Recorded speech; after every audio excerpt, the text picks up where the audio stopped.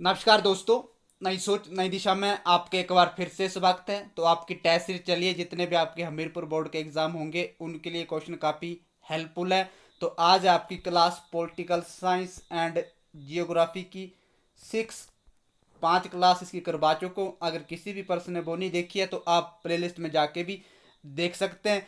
इससे पहले हमने इकोनॉमिक्स एंड साइंस की आपको जितने भी क्लासें बनी है उनका ऑनलाइन टेस्ट का लिंक भी आपको दिया जा चुका है। अगर किसी भी पर्सन ने वो ऑनलाइन टेस्ट का लिंक नहीं दिया है तो आपको प्ले लिस्ट में मिल जाएगा, उसके ऊपर आप क्लिक करके भी उस ऑनलाइन टेस्ट को देके अपना इवेल्युएशन कर सकते हैं। बहुत ही महत्वपूर्ण क्वेश्चन आपको उस ऑनलाइन टेस्ट के लिंक में देखने को मिलेंगे। तो जो नए हैं वो चैनल को सब्सक्राइब कर लें ताकि आने वाले हर वीडियो की अपडेट आपको समय समय पर मिलती रहे। वीडियो के अंत में महत्वपूर्ण क्वेश्चन भी पूछूंगा, तो वीडियो में अंत तक बने रहें। तो चलते हैं आज के पहले क्वेश्चन की तरफ। अनुसूचित क्षेत्रों और अनुसूचित जनजाति के प्रशासन और नियंत्रण के बारे में उल्लेख किस अनुसूची में किया गया है? अनुसूचित क्षेत्रों और अनुसूचित जनजाति के प्रशासन और नियंत्रण के बारे में उल्लेख किस अनुसूची में किया गया है? पांचवी अनुसूची, छठी अनुसूची, सातवीं अनुसूची, आठवीं अनुसूची। तो इसका सही आंसर क्या होगा? पांचवी अनुसूची में जो आपका SC ST जो कैटेगरी आती है उसका नियंत्रण इस उल्लेख में किया गया है, पांचवी अनुसूची में। तो ए ऑप्शन इज राइट। ये रहा अगला क्वेश्चन। असम, मेघालय, त्रिपुरा और मिजोरम राज्य के जनजातीय क्षेत्रों के प्रशासन के बारे में प्रावधान किस अनुसूची में है? तो कई बार आपको एग्जाम में ऐसे पूछ सकते हैं कि असम को किस अनुसूची में रखा गया है। तो इस तरह क्वेश्चन भी आपके एग्जाम में बनेंगे। असम, मेघालय, त्रिपुरा और मिजोरम, ये आपके 4 राज्य हैं। इसे भी आप याद रखें, कई बार आपको एग्जाम में पूछ ले जाए कि असम, मेघालय, त्रिपुरा और मिजोरम किस अनुसूची में आते हैं। तो इसका सही आंसर हो जाएगा छठी अनुसूची में इन्हें रखा गया है। कितने राज्य आपके? 4। असम, मेघालय, त्रिपुरा और मिजोरम। तो इसे भी आप याद रखें। आने वाले हमीरपुर बोर्ड के एग्जाम में आपको इस तरह क्वेश्चन भी देखने को मिलेंगे और आपको जितने भी आपके अभी तक एग्जाम हुए उसमें ये क्वेश्चन पूछा जा चुका है। तो सही आंसर क्या होगा? B option is right. ये रहा अगला क्वेश्चन। भारत की 22 भाषाओं का उल्लेख किस अनुसूची में किया गया है? जो आपकी भारत की 22 भाषाएं हैं उसका उल्लेख किस अनुसूची में किया गया है? कितनी भाषाएं? 22। किस अनुसूची में इसका उल्लेख किया गया है? तो वो 8वीं अनुसूची में इसका उल्लेख किया गया है। तो इसे भी आप याद रखें। ये रहा अगला क्वेश्चन। 8वीं अनुसूची में शुरुआत में कितनी भाषाएं थी? जब जो आपकी 8वीं अनुसूची है उसमें शुरुआत में कितनी भाषाएं थी? 10, 12, 14, 16। तो वो थी आपकी 14। 14 भाषाएं आपकी 8वीं अनुसूची में थी शुरुआत में। तो इसे भी आप याद रखें। C option is right. Video अच्छी लगे तो चैनल को लाइक, शेयर एंड सब्सक्राइब जरूर कर लें। ये रहा अगला क्वेश्चन। सिंधी भाषा को 8वीं अनुसूची में कब जोड़ा गया था? सिंधी सिंधी भाषा को 8वीं अनुसूची में कब जोड़ा गया था? देखते हैं कौन इसका सही आंसर बता पाता है। तो ये जोड़ा गया था 1992 में। D option right. किस संविधान संशोधन में इसको जोड़ा गया था? वो जोड़ा गया था 21वां संविधान संशोधन में सिंधी भाषा को 8वीं अनुसूची में जोड़ा गया था 1992 में। D option is right. ये रहा अगला क्वेश्चन। 71वां संविधान संशोधन में कोंकणी, मणिपुरी तथा नेपाली को 8वीं अनुसूची में कब जोड़ा गया था? 71वां संविधान संशोधन हुआ था, इसमें आपके कोंकणी, मणिपुरी, नेपाली 3 भाषाओं को 8वीं अनुसूची में जोड़ा गया था। और कब जोड़ा गया था आपको एग्जाम में इस तरह से भी पूछ सकते हैं। तो 3 भाषाओं को जोड़ा गया था 71वां संविधान संशोधन में 8वीं अनुसूची में। तो इसे कब जोड़ा गया था? तो वो जोड़ा गया था 2003 में। D option is right. कितनी भाषाएं थी? 3, कोंकणी, मणिपुरी और नेपाली। उसके बाद जो आपका 92वें संविधान संशोधन हुआ था उसमें कितनी भाषाओं को जोड़ा गया था 8वीं अनुसूची में? उसके बारे में भी आपको जानकारी होनी चाहिए। तो वो जोड़ी गई थी आपकी मैथिली, मैथिली, संथाली, नेक्स्ट बात करें डोगरी एंड बोडो को 8वीं अनुसूची में जोड़ा गया था। 92 में संविधान संशोधन हुआ था, उस टाइम इन 4 भाषाओं को जोड़ा गया था। तो इसे भी आप याद रखें। ये रहा अगला क्वेश्चन, दल बदल संबंधित प्रावधानों का उल्लेख किस अनुसूची में किया गया है? जो आपकी दल बदल थी उसका प्रावधान किस अनुसूची में जोड़ा गया है? तो ये आपका 52वां संविधान संशोधन हुआ था 1985 में। इसे भी आप याद रखें। और इसमें आपकी जो दल बदल थी और इसे किस अनुसूची में जोड़ा गया था? तो 10वीं अनुसूची में जोड़ा गया था। 52वां संविधान संशोधन हुआ था 1985 में, उसमें आपकी दल बदल संबंधित प्रावधानों को जितना भी उल्लेख होता है उसे 10वीं अनुसूची में जोड़ा गया था। ये रहा अगला क्वेश्चन, पंचायती राज को किस अनुसूची में रखा गया है? जो आपकी पंचायती राज है उसे किस अनुसूची में रखा गया है? तो इसमें 73वां संविधान संशोधन हुआ था। कब हुआ था? 1993 में। और पंचायती राज को किस अनुसूची में रखा गया है? 8वीं अनुसूची, 9वीं अनुसूची, 10वीं अनुसूची, 11वीं अनुसूची। तो इसका सही आंसर क्या होगा बताएं? 11वीं अनुसूची में इसे जोड़ा गया था। तो डी ऑप्शन इज राइट। ये रहा अगला क्वेश्चन, भाषा के आधार पर आंध्र प्रदेश राज्य का गठन कब हुआ था? तो ये क्वेश्चन भी आपका कई बार एग्जाम में पूछा जा चुका है। भाषा के आधार पर आंध्र प्रदेश राज्य का गठन कब हुआ था? देखते हैं कौन से इसका सही आंसर बता पाता है। भाषा के आधार पर आंध्र प्रदेश राज्य का गठन कब किया गया था? तो ये हुआ था 1 अक्टूबर 1953 को भाषा के आधार पर आंध्र प्रदेश का गठन किया गया था। कब? 1 अक्टूबर 1953 को। इसे भी आप याद रखें। जब इसका गठन हुआ था तो उस समय आंध्र प्रदेश की राजधानी का क्या नाम था? कर्नूल। इसे भी आप याद रखें। 1953 में जब आंध्र प्रदेश राज्य का गठन किया गया था तो उस समय आंध्र प्रदेश की राजधानी का क्या नाम था? कर्नूल। तो इसे भी आप याद रखें। ये रहा अगला क्वेश्चन, जब भाषा का गठन किया गया था तो राज्य पुनर्गठन आयोग के अध्यक्ष कौन थे?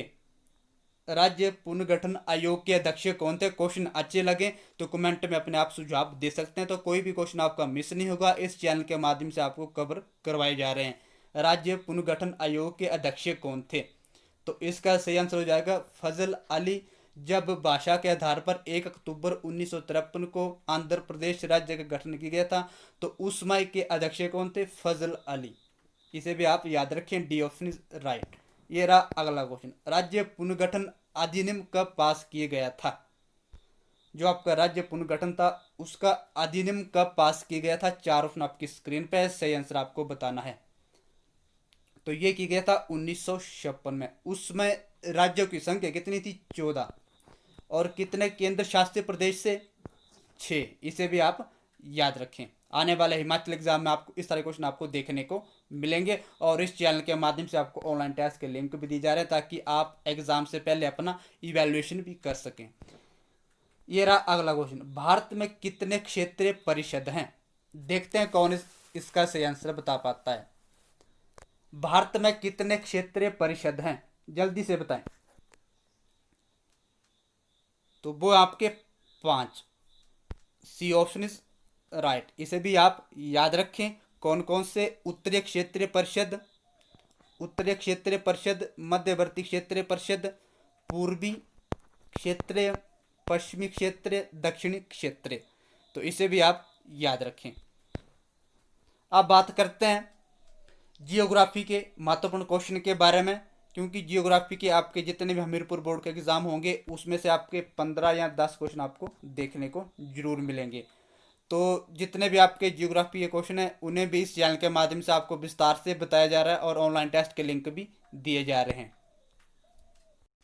ये रहा जियोग्राफी का पहला क्वेश्चन, चानुयू किसका विशेष उत्सव है? जो चानुयू किसका विशेष उत्सव है? चीन, जापान, इटली, अमेरिका। तो देखते हैं कौन इसका सही आंसर बता पाता है।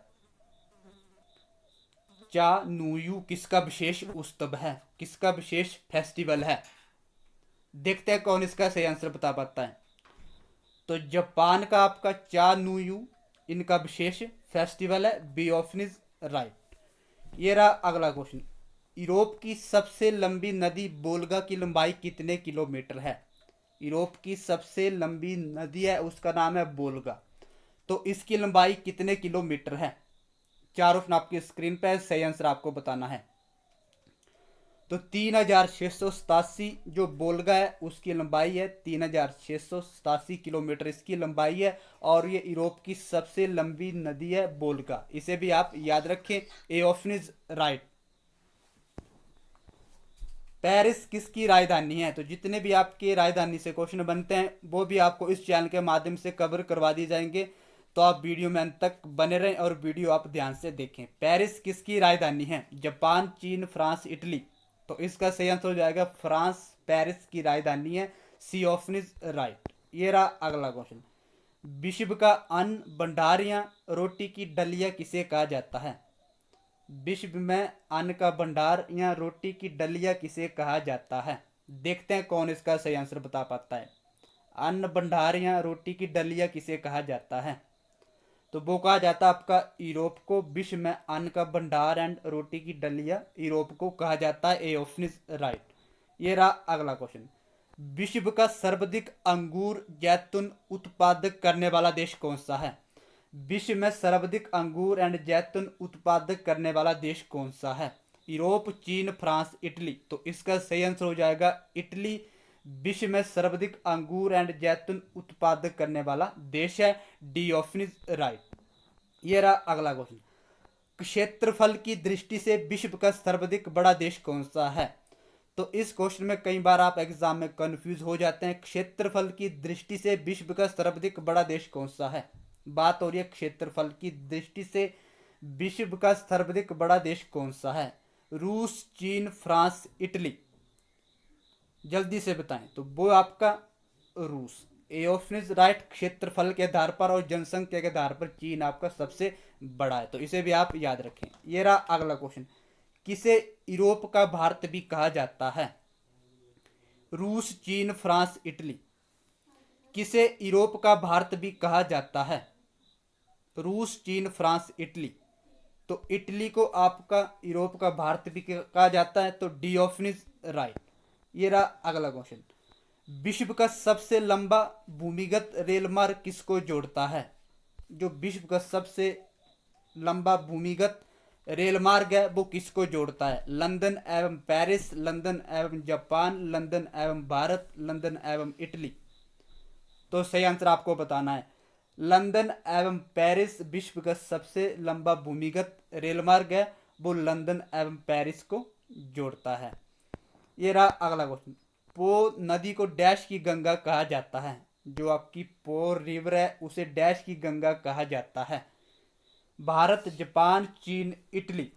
तो किसे कहा जाता है? पो नदी को डैश की गंगा कहा जाता है? बताएं। तो वो कहा जाता है आपका Italy. D option is right. Red Indian किन मूल निवासियों को कहा जाता है? जो आपके रेड इंडियन होते हैं वो किन मूल निवासियों को कहा जाता है? यूरोप, उत्तरी अमेरिका, एशिया, दक्षिण अफ्रीका, दक्षिण अमेरिका।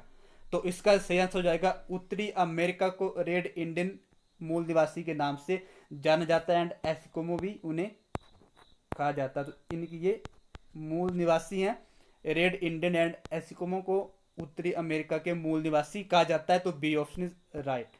अब वीडियो के अंत में महत्वपूर्ण क्वेश्चन के बारे में बात करते हैं। तो आप मुझे ये बताएं, यूएसए ओपन 2020 में टेनिस प्रतियोगिता में महिला एकल का खिताब किसने जीता है? यूएसए ओपन 2020 में टेनिस प्रतियोगिता में महिला एकल का खिताब किसे दिया गया है? बताएं। तो वो दिया गया आपका नाओमी को। वो किस देश से संबंध रखते हैं? जापान से। इसे भी आप याद रखें।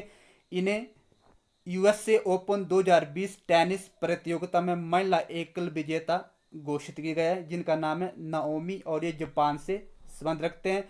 और पुरुष में किसे दिया गया? यूएसए ओपन 2020 में टेनिस प्रतियोगिता में पुरुष एकल का खिताब किसे दिया गया है, उसे भी आप बताएं। पुरुष में किसे दिया गया है 2020 का टेनिस प्रतियोगिता खिताब किसे दिया गया है? तो वो मिला आपका राफेल नडाल को। वो किस देश से संबंध रखते हैं? स्पेन। इसे भी आप याद रखें। आप मुझे ये बताएं, 12 सितंबर को राज्य भर में स्मार्ट राशन कार्ड योजना का आरंभ किसके द्वारा किया गया है? 12 सितंबर को राज्य भर में स्मार्ट राशन कार्ड योजना का आरंभ किस राज्य के द्वारा किया गया है? जल्दी से बताएं। तो वो की गई आपका पंजाब। योजना का नाम भी आप याद रखें, आने वाले हिमाचल एग्जाम में आपको देखने को जरूर मिलेंगे। स्मार्ट राशन कार्ड योजना का आरंभ किसके द्वारा किया गया? पंजाब के द्वारा। कब? 12 सितंबर को। आप मुझे ये बताएं, प्रधानमंत्री मोदी के द्वारा 13 सितंबर को 193 किलोमीटर लंबी गैस पाइपलाइन का आरंभ कहाँ किया गया है?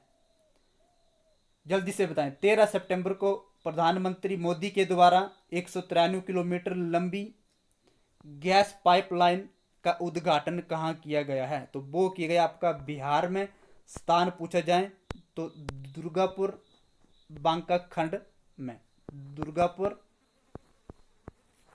बांका खंड में इसका उद्घाटन किया गया। कितनी लंबी पाइप है वो? 193 किलोमीटर। कहाँ स्थित है? बिहार में। तो इसे भी आप याद रखें। अंतिम क्वेश्चन है, दक्षिण एशियाई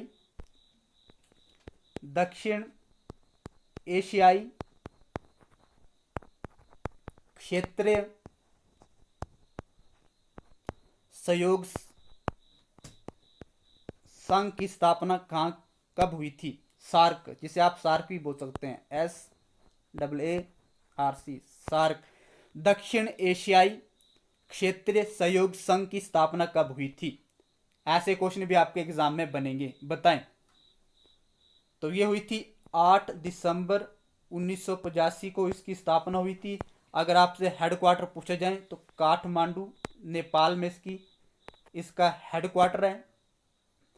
और अगर इसके आपके एग्जाम में सदस्य पूछे जाएं तो उनकी संख्या कितनी है? 17। इसे भी आप याद रखें। स्थापना कब हुई थी? 8 दिसंबर 1985 को इसकी स्थापना हुई थी। हेडक्वार्टर कहाँ है? काठमांडू नेपाल में। कितने सदस्य हैं? 17। तो आज के लिए इतना ही। वीडियो अच्छी लगे तो चैनल को लाइक शेयर एंड सब्सक्राइब जरूर कर लें, ताकि आने वाले हर वीडियो की अपडेट आपको समय समय पर मिलती रहे। तो मिलते हैं अगली वीडियो के साथ, तब तक के लिए धन्यवाद।